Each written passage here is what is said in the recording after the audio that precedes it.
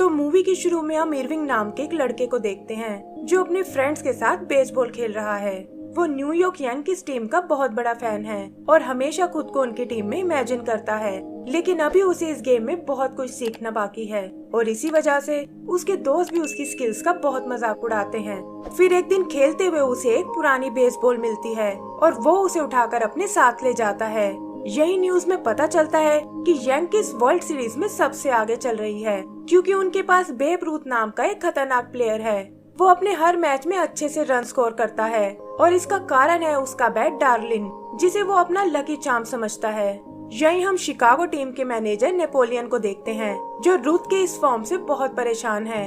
वो जानता है कि इस तरह उनकी टीम कभी नहीं जीत पाएगी और रूथ को रोकने के लिए वो अपने प्लेयर लेफ्टी से उसका बैट चुराने को कहता है। लेफ्टी ये सुनकर चौंक जाता है, लेकिन नेपोलियन उसे वार्न करता है कि अगर तुम ऐसा नहीं कर पाए तो मैं तुम्हें अपनी टीम से बाहर निकाल दूंगा। आगे हम इरविंग को अपने घर आते हुए देखते हैं जो गुस्से में अपने रूम के पोस्टर्स को फाड़ने लगता है। तभी उसे पीछे से कुछ हलचल सुनाई देती है और वो देखता है कि वो बॉल रूम से निकलने की कोशिश कर रही है। वो उसे चेक करने जाता है, लेकिन तभी वो बॉल उससे बात करने लगती है और ये देखकर इरविंग डर जाता है। तब वो बॉल उसे बताती है कि मेरा नाम स्कर्वी है और तुम्हें मुझे यहाँ नहीं लाना चाहिए था। वो उससे बचकर भागने की कोशिश करती है, लेकिन इरविंग उसे किसी तरह पकड़ लेता है और उसके बोलने वाली बात अपनी मॉम को बताता है, लेकिन पता चलता है कि उसकी आवाज सिर्फ वही सुन सकता है और उसकी मॉम इसे उसका वहम बताती है। फिर इरविंग अपनी मॉम से डैड के बारे में पूछता है और वो बताती है कि आज रात वो नाइट शिफ्ट पर हैं और तुम्हें उनका डिनर लेके जाना है। ये सुनकर इरविंग खुश हो जाता है और बॉल को वहीं रखकर तुरंत अपने डैड को खाना देने निकल जाता है। पता चलता है कि उसके डैड यांकी स्टेडियम में एक जैनिटर का काम करते हैं और उन्हीं के कारण इरविंग इस गेम को इतना पसंद करता है। वो उन्हें अपनी आज की गेम के बारे में बताता है कि कैसे हमेशा की तरह वो फिर से फेल हो गया और तब उसके डैड उसे समझाते हैं कि मैंने यहाँ हजारों प्लेयर्स को फेल होते हुए देखा है, लेकिन अगले दिन वो फिर से ग्राउंड में खड़े होते हैं क्योंकि कामयाबी सिर्फ मेहनत करने वालों को मिलती है। फिर वो इरविंग को प्लेयर्स के लॉकर रूम में ले जाता है जहाँ उनकी सारी चीजें रखी हुई हैं और इरविंग वहाँ रूथ के लॉकर को देखकर एक्साइटेड हो जाता है। तभी उसकी नजर सामने रखे उन बैट्स पर पड़ती है जिसमें रूथ का लकी बैट डार्लिन भी है।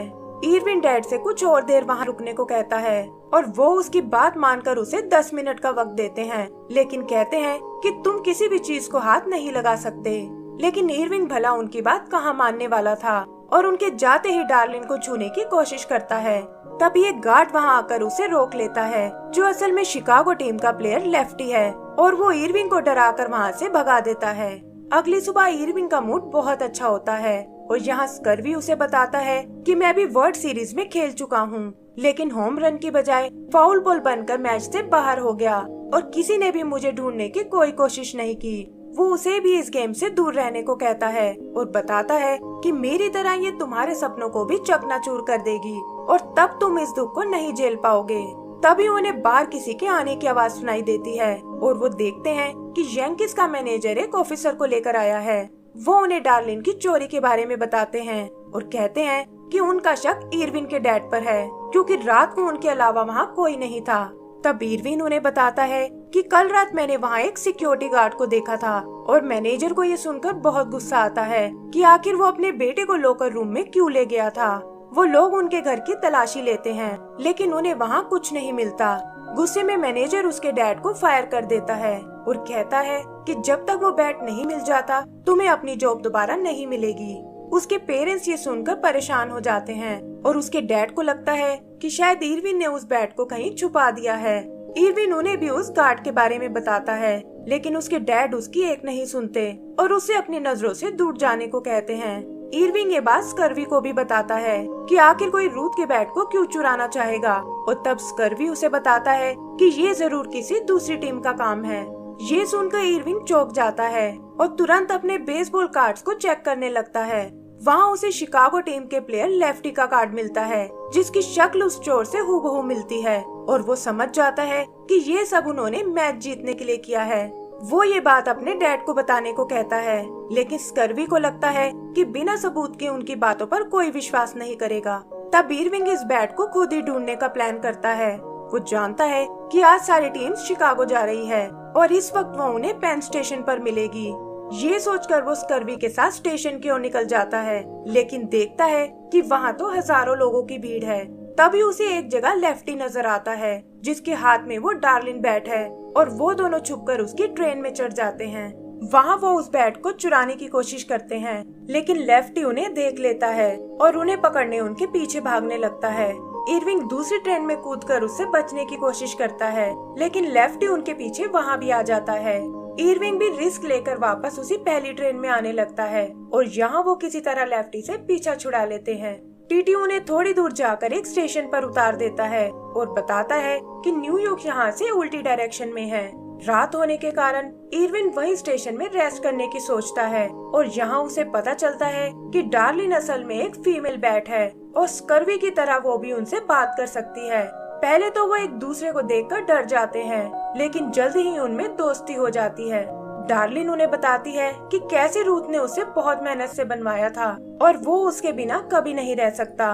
स्कर्वी को वो थोड़ी अकड़ू टाइप की लगती है और इस वजह से वो दोनों आपस में बहस करने लगते हैं। फिर डार्लिन इरविन से खुद को शिकागो ले जाने को बोलती है, क्योंकि रूथ वहाँ अपना अगला मैच खेलने वाला है। लेकिन इरविन कहता है कि हमें शायद पहले न्यूयॉर्क जाना चाहिए, ताकि मैं अपने डैड पर लगे इल्जामों को दूर कर सकूं। स्कर्वी भी उससे एग्री करता है, लेकिन डार्लिन कहती है कि रूथ तुम्हारे डैड की जॉब वापस दिला सकता है, और वो भी एक हायर सैलरी के साथ। और ये सुनकर इरविन कंफ्यूज हो जाता है। इधर उसके पेरेंट्स भी उसके जाने से बहुत दुखी होते हैं, और उसके डैड को लगता है कि ये सब शायद उन्हीं की गलती है और उन्हें तुरंत पुलिस में जाकर इसकी रिपोर्ट करनी चाहिए। आगे हम लेफ्टी को देखते हैं, जो आगे बढ़ता हुआ उसी स्टेशन पर आ पहुंचा है, और इरविन उसे देखकर छुप जाता है। लेफ्टी अपने बॉस नेपोलियन को फोन करता है, लेकिन डर के कारण उसे बैट गुम होने के बारे में कुछ नहीं बताता और कहता है कि मैं जल्दी ही उसे लेकर शिकागो आ रहा हूँ। तभी उसे वो बैट का केस दिखाई देता है और वो देखता है कि इरविन उसे लेकर भाग रहा है। वो एक रेल कार से उसका पीछा करता है, लेकिन तभी सामने एक ट्रेन आ जाती है और उसे वहाँ से वापस जाना पड़ता है।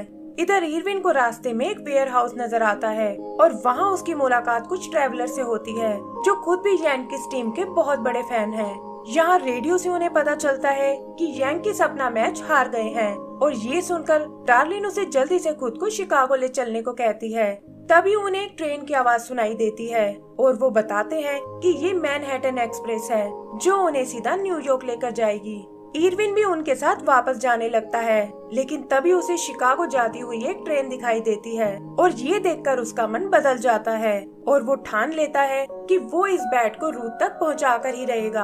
आगे चलते हुए वो एक दूसरे टाउन में आता है, जहाँ कुछ लड़के उसे तंग करने लगते हैं, और तभी मार्टी नाम की एक लड़की उसे मदद करने आती है। वो लोग किसी तरह उनसे पीछा छुड़ाकर मार्टी के घर आते हैं और पता चलता है कि वो सिनसिनाटी टीम की कैप्टन लॉनी ब्रूस्टर की बेटी है। फिर इरविन उसे रूथ का बैट डार्लिन दिखाता है और बताता है कि मैं इसे रूथ के पास शिकागो पहुंचाना चाहता हूँ। तब मार्टी उसे बताती है कि उसके डैड की टीम भी शिकागो जा रही है और वो वहाँ तक जाने में उसकी मदद कर सकते हैं। वो अपने डैड के नाम उसे एक लेटर लिखकर देती है और तभी उन्हें ढूंढता हुआ लेफ्टी वहाँ आ जाता है। मार्टी की मॉम को लगता है कि ये शायद इरविन के डैड हैं, लेकिन इरविन उसे देखकर वहाँ से भाग जाता है और मार्टी लेफ्टी को रोकने में उसकी मदद करती है। लेकिन जल्दी ही लेफ्टी इरविन को पकड़ लेता है और कहता है कि ये बैट उसने बहुत मेहनत से चुराया है। मार्टी एक बार फिर इरविन की मदद करती है और कहती है कि अब तुम्हें शिकागो पहुंचने से कोई नहीं रोक सकता। यहाँ एक तरफ इरविन मार्टी के डैड की तरफ बढ़ रहा है और दूसरी तरफ उसके पेरेंट्स उसे ढूंढने पुलिस स्टेशन में जाते हैं। रास्ते में इरविन एक फैमिली को एक साथ डिनर करते हुए देखता है और ये देखकर उसे अपनी फैमिली की बहुत याद आती है। तब डार्लिन उसे समझाती है कि तुम दिल के बहुत अच्छे हो, और रूथ भी अपनी फैमिली को ऐसे ही मिस करता है। इरविन को लगता है कि रूथ तो हमेशा रिपोर्टर्स और फैन से घिरा रहता है, लेकिन डार्लिन उसे बताती है कि वो सब तो उसके फेम के पीछे हैं और असली प्यार तो हमें फैमिली से ही मिलता है। डार्लिन को यकीन है कि रूथ इरविन से मिलकर बहुत खुश होगा और इरविन भी अपना मूड ठीक करने के लिए उसको थैंक्स बोलता है। इधर लेफ्टी फाइनली नेपोलियन को सच बता देता है और वो उसे धमकी देता है कि अगर वो बैट मुझ तक नहीं पहुंचा तो मैं तुम्हारे करियर को बर्बाद कर दूंगा, और ये सुनकर लेफ्टी फ्रस्ट्रेट हो जाता है। उधर इरविन के पेरेंट्स उसे ढूंढते हुए मार्टी के घर आते हैं और वहाँ उन्हें पता चलता है कि वो तो शिकागो जा रहा है। इरविन भी किसी तरह मार्टी के डैड तक पहुंच जाता है और उसका लेटर पढ़कर वो उसे शिकागो ले चलने को तैयार हो जाते हैं। रास्ते में वो उसे बेसबॉल के कुछ ट्रिक्स सिखाते हैं और फिर यांकीज के होटल तक छोड़ देते हैं। इरविन को वहाँ रुथ दिखाई देता है और वो सिक्योरिटी को चकमा देकर उससे मिलने पहुँच जाता है। रुथ भी उसे देख लेता है और वेटर से कहकर उसे अपने पास बुला लेता है। तभी वहाँ कहीं से लेफ्टी आ जाता है और डार्लिन को चुराकर वहाँ एक बेड रख देता है। इरविन को ये देखकर बहुत हैरानी होती है और वो समझ जाता है कि ये सब लेफ्टी का ही काम है। उधर स्कर भी डार्लिन को बचाने की कोशिश करता है, लेकिन लेफ्टी एंड टाइम पर आकर उसे फिर से चुरा लेता है। इरविन उसे पकड़ने उसके पीछे जाता है, जहाँ नेपोलियन उसे भी अपने साथ कार में खींच लेता है। आगे का सीन फाइनल मैच का है, जहाँ नेपोलियन इरविन को बताता है कि अब उन्हें मैच जीतने से कोई नहीं रोक सकता। रुथ भी डार्लिन के बिना जल्दी ही आउट हो जाता है और ये देखकर नेपोलियन को बहुत खुशी होती है। वो उन्हें वहीं छोड़कर नीचे सेलिब्रेट करने जाता है और इरविन को लगता है कि अब सब कुछ खत्म हो चुका है। तब स्कर भी उसे समझाता है कि मैं भी लाइफ से हार मान चुका था, लेकिन तुमने मुझे जीने की नई राह दिखाई है। फिर वो उससे यहाँ आने का कारण पूछता है और इरविन कहता है कि ये सब उसने अपने डैड के लिए किया है। तब स्कर भी उससे इस मिशन को पूरा करने को कहता है और बताता है कि मुझे फेंक कर तुम सामने वाले शीशे को तोड़ सकते हो। इरविन ऐसा ही करता है और जल्द ही स्टेडियम की पिच तक पहुंच जाता है। रुथ उसे पहचान कर उससे मिलने आता है और देखता है कि वो उसे उसका बैट लौटाने आया है। तभी नेपोलियन वहां आकर मैच शुरू करने को कहता है, लेकिन रुथ उस पर इल्जाम लगाता है कि तुमने लेफ्टी के साथ मिलकर मेरे बैट को चुराया है। नेपोलियन इसे मानने से इनकार कर देता है और रेफरी को कहता है कि तुम्हें तुरंत मैच को शुरू कर देना चाहिए। रेफरी भी यांकी से अपने अगले प्लेयर को बुलाने को कहता है और डार्लिन इरविन को दिखाती है कि आज तुम अपनी ड्रीम पोजीशन पर खड़े हो, जैसा कि तुम हमेशा से चाहते थे। उधर रुथ अपने सभी प्लेयर्स को डिमोटिवेट देखता है और तभी उसका ध्यान इरविन की ओर जाता है। वो उसे ही अपना लास्ट प्लेयर बनाने को बोलता है और कहता है कि एक छोटा प्लेयर भी गेम को चेंज कर सकता है। नेपोलियन उनके इस फैसले का मजाक उड़ाता है और ये देखकर इरविन भी ऐसा करने से मना कर देता है। तब रुथ उसे समझाता है कि ताकत बैट में नहीं बल्कि बैटर में होनी चाहिए और उसे अपने सपने को पूरा करने को कहता है। उसके पेरेंट्स भी रेडियो पर ये सब सुन लेते हैं और उन्हें अपने बेटे पर बहुत नाज होता है। स्कर भी उसे बेस्ट ऑफ लक बोलने आता है, लेकिन कैचर उसे ही पकड़कर लेफ्टी को दे देता है और वो उसे इरविन की तरफ पिच करने लगता है। इरविन अपनी पहली 2 स्ट्राइक्स को मिस कर देता है और तब उसके डैड उसे स्विंग करने को कहते हैं। इरविन भी कुछ सोचकर खुद को तैयार कर लेता है और इस बार बॉल उसके बैट से टकरा जाती है। फिर वो भागकर अपना एक होम रन कंप्लीट करता है और इससे यांकीज और उनके फैंस में खुशी छा जाती है। फिर वो रूथ को उसका बैट वापस करता है और अपने डैड को बताता है कि फाइनली उसने अपना सपना पूरा कर लिया है। उसके रन्स की बदौलत यांकीज ये सीरीज जीत जाते हैं और नेपोलियन और लेफ्टी को पुलिस अरेस्ट कर लेती है। आखिर में हम उन सबको एक विक्ट्री परेड में देखते हैं और इसी के साथ हमारी ये मूवी खत्म हो जाती है। तो दोस्तों, अगर आपको ये मूवी पसंद आई हो तो प्लीज हमें लाइक एंड सब्सक्राइब करना ना भूलें। Thank you.